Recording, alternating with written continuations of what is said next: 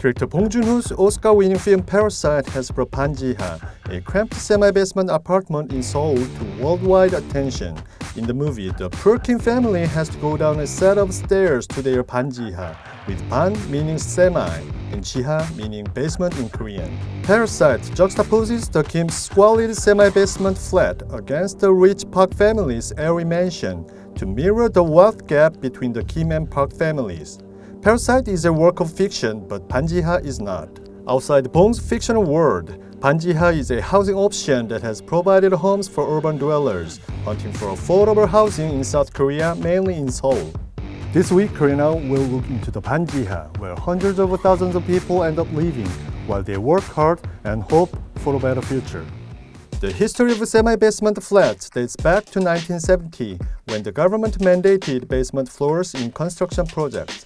Some foreign media reported that the banjiha originated from an air raid shelter created by the danger of war with North Korea, but it was not confirmed. As the city's population swelled in line with the country's rapid industrialization, the underground spaces eventually became an inevitable alternative.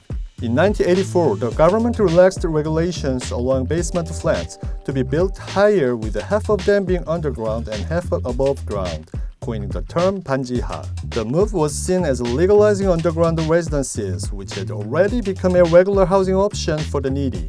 Decades later, banjiha is still a cheap housing option in the city, where median apartment prices have topped 900 million won, almost 760,000 US dollars, while the minimum monthly wage stands at 1.8 million won, around 1,500 US dollars. There were more than 360,000 households living in basement or semi-basement flats in 2015, accounting for 1.9% of all households, according to the latest data by the state-run Korean Statistical Information Service. Some 62% of these basement flats were located in Seoul, reflecting the staggering property prices in the capital, where 1/5 of the national population lives. In South Korea, banjiha typically represent the lowest social class or poverty. Some even argue that the existence of banjiha is a proof that Seoul's gap between rich and poor is serious. As seen in the film, banjiha is not the most pleasant place to live in. The family's toilet, which ironically sits higher than other areas of the house to prevent flooding, nonetheless spews out filthy sludge during a flood. Light is a scarce resource, with sunlight touching the house only in limited times of the day, causing the walls to mold. The well-off Mr. Park frowns at Kim Gi-taek's stench, which his daughter later sums up as a smell the Kim family will only be able to get rid of when they move up from the moldy flat. But things are changing, albeit slowly. First of all, the number of these basement flats is actually declining. A rush of urban redevelopment projects are bringing down old buildings with these semi-basement flats. There has also been a shift in how some banjiha dwellers think about their homes.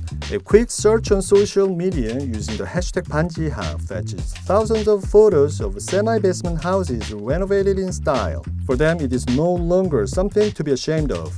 Therefore, critics point out that it is inappropriate to magnify the existence of banjiha to the extreme inequality in South Korea, or simply generalize banjiha residents as being poor. On the other hand, however, it is also true that moving up the ladder still seems to be quite difficult, as you can see the Kim family eventually going back to their own place in the movie. What are your thoughts on this? Please let me know in the comments below, and thank you for watching Korea Now.